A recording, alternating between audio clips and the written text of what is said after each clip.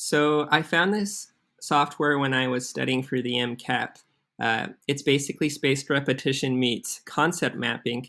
You can see here you can make your nodes, your concept map, and then within these nodes, you actually have the opportunity to see all of your information about the certain topic.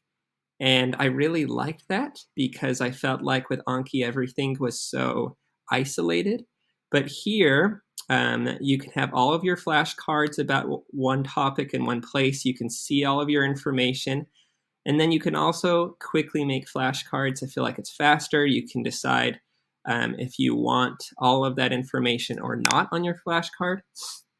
Another thing that I really liked was these links. So you click on these links and it takes you to a different page.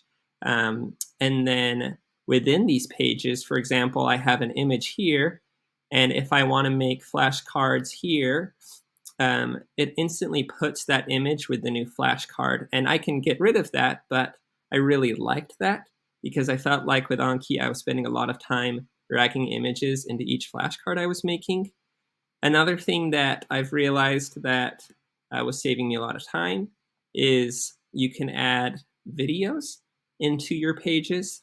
And I felt like that was nice because beforehand when I was studying, it was just kind of a battle to switch between different tabs. And right here, I can just watch my video and then I can quickly make my flashcards or diversify my concept map. So yeah, that's kind of the new special things that I've seen with Traverse. I wish there would be things that I could change. For example, with those links that I showed you, I wish that there was a visual link between those two. I've already mentioned a couple of the changes that I've liked, and they've actually implemented some of them.